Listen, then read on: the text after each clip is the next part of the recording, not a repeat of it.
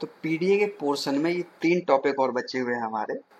Languages of PDA, इसमें 2 तरीके से लैंग्वेज एक्सेप्ट होती है पीडीए में, acceptance bye final state, acceptance bye empty state. जब मैं आपको पीडीए बता रहा था तो मैंने कहा था इसको मैं बाद में डिस्कस करूंगा।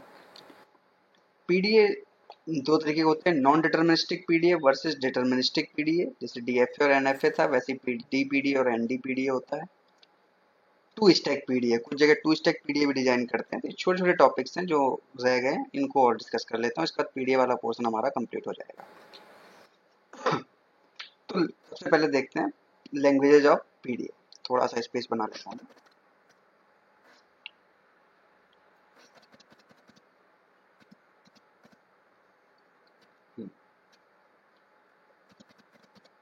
चलिए, अब देखिए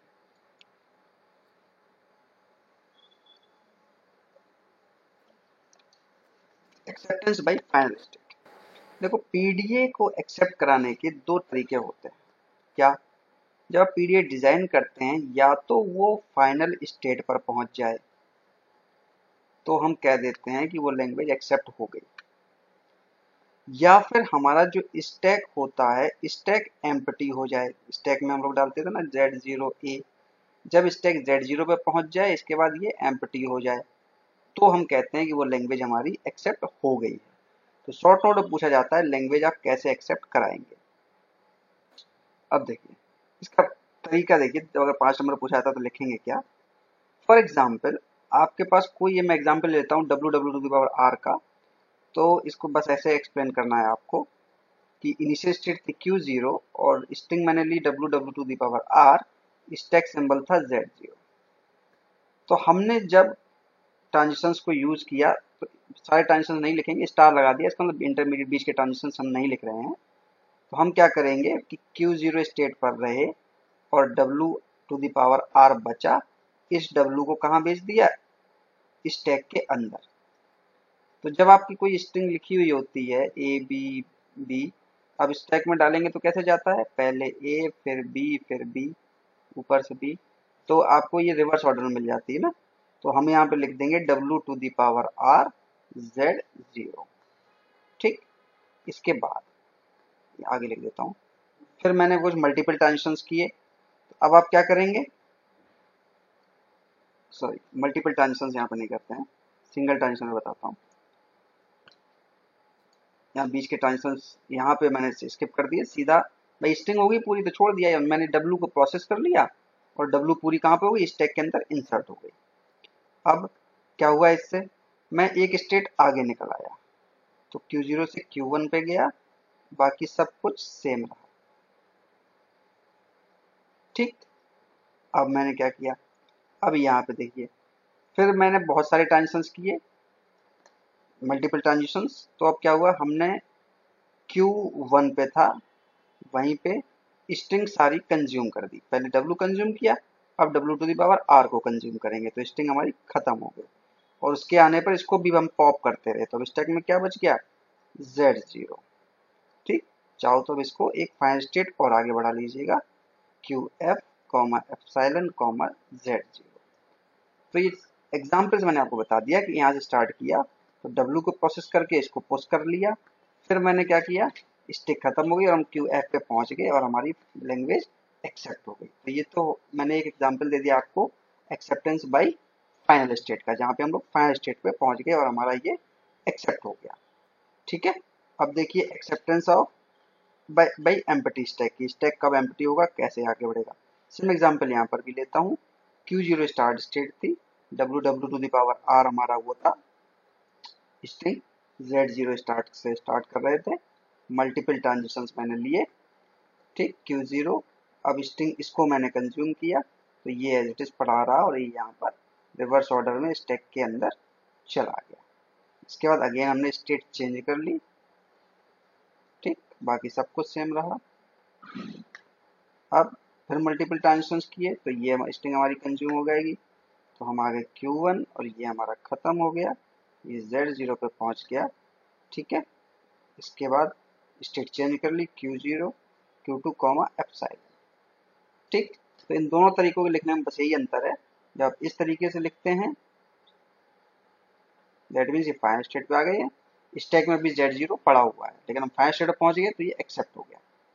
इस तरीके का क्या मतलब है कि स्टेट से ये फाइनल स्टेट हो या ना हो, लेकिन हमारा चूंकि स्टैक अब हमारा क्योंकि Z0 था उसको भी हमने पॉप करा लिया, तो यहाँ पे हमारा स्टैक जो था वो ब्लैंक हो गया, एम्प्टी हो गया है, तो यहाँ पर भी हमारी लैंग्वेज एक्सेप्ट हो जाएगी।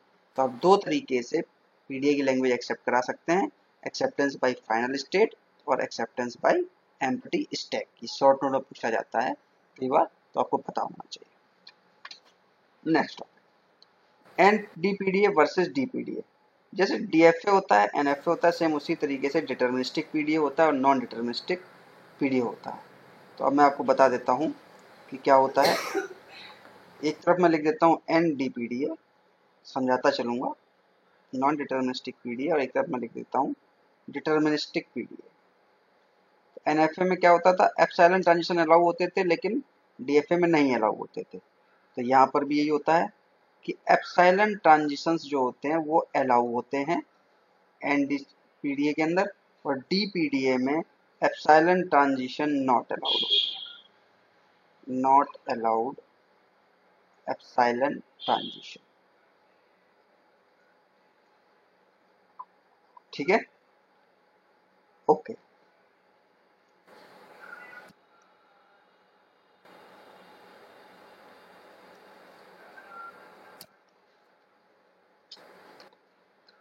Not allowed epsilon transitions. Wait, my pen.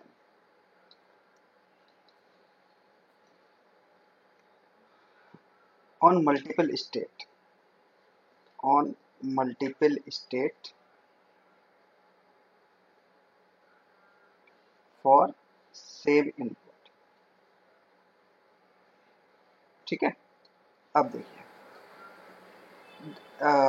जो हमारा डीपीडीए होता है इसमें क्या होता है कि फॉर एग्जांपल Q1 हमारी कोई स्टेट थी और Q2 कोई स्टेट थी, तो इसके बीच में हम सीधा इस तरीके से कर देते हैं कि A, B tends to W।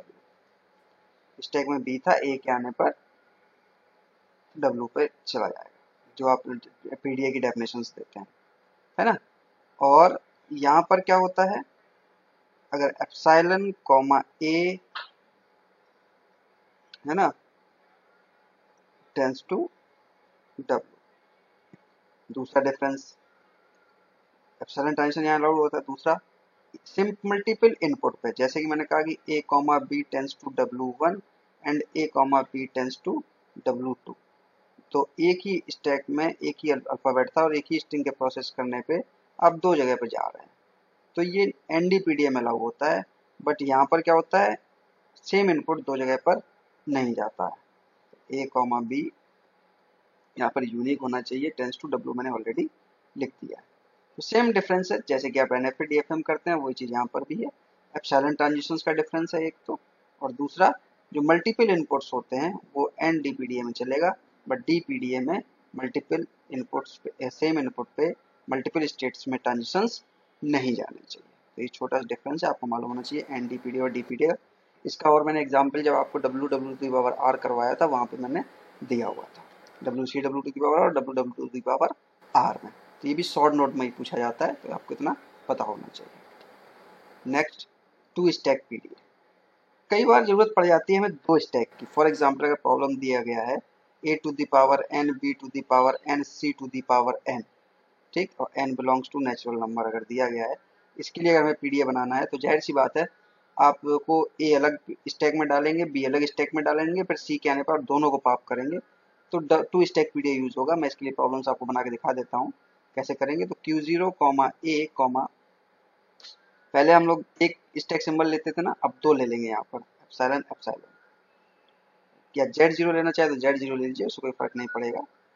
तो आप इसमें क्या करेंगे, पहले A आने पर A को स्टैक में पुश करेंगे।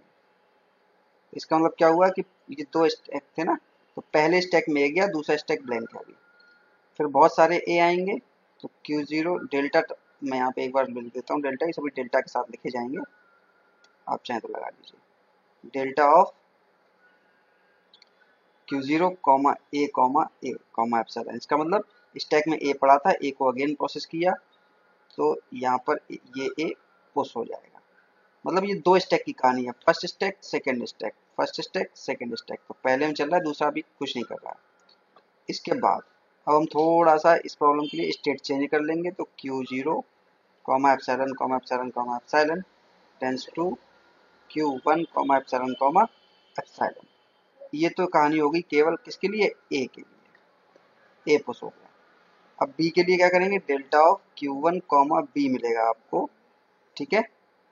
और पहला स्टैक में कुछ भी नहीं है, दूसरा स्टैक भी में कुछ नहीं है, तो हम Q1 पहला स्टैक एज इट इज रहेगा और दूसरे स्टैक में चला गया क्या, बी।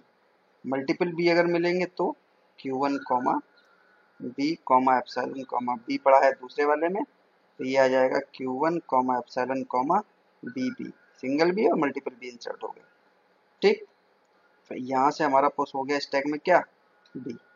अब सी के लिए देखिए, सी के आने पर दोनों को हम पॉप कर देंगे। तो delta of Q1 comma C comma, पहले स्टैक में ए पड़ा होगा, दूसरे स्टैक में बी पड़ा हुआ होगा, ठीक। तो Q1 comma epsilon comma epsilon, इसका मतलब क्या है कि जैसे ही आपको सी मिले तो पहले से भी पॉप कर दीजिए और दूसरे से भी पॉप कर दीजिए क्या, जो टॉप पे भी एलिमेंट होगा। और ये प्रोसेस आप सेल्फ लूप में लगा दीजिएगा, कब तक चलती रहेगी, स्टेट बदल लीजिए, ये सिंगल के लिए हो गया। अब लूप इस पे लगा दीजिएगा Q2 comma epsilon comma epsilon comma epsilon,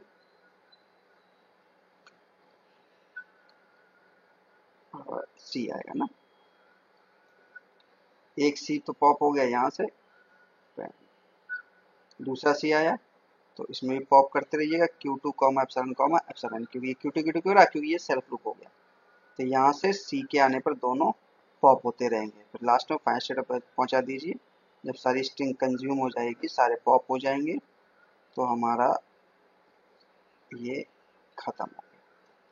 तो पूरा लॉजिक सेम है जैसे चलते थे, बस वहां पर यहाँ पे 3 अल्फाबेट होते थे, यहाँ 4 लिखने पड़ेंगे, पहला स्टैक और दूसरा स्टैक। पहले स्टैक में क्या पुश होगा वो यहाँ डिफाइन कर दीजिए, दूसरे स्टैक में क्या होगा वो यहाँ डिफाइन कर दीजिए। तो इन दोनों से आपका चला ए, ये मैंने स्टेट आगे बढ़ा ली थी, फिर पहला बी और दूसरा बी, तो ये पहले स्टैक में पुश करा लिया, फिर दूसरे में पुश करा लिया। और सी के आने पर, जब सी आया तो एक सी आने पर पॉप करा लिया, मल्टीपल सी आने पर अगेन पॉप करा लिए, ए और बी दोनों पॉप हो गए। तो इस तरीके से हमारा 2 स्टैक पीडीए डिजाइन हो जाएगा। तो कुछ प्रॉब्लम्स के लिए आपको ये भी पता होना चाहिए। तो 3 टॉपिक जो कि रह गए थे पीडीए में वो मैंने कंप्लीट कर दिए। इस तरीके से हमारा पीडीए वाला जो टॉपिक था वो फिनिश होता है। Okay, thank you.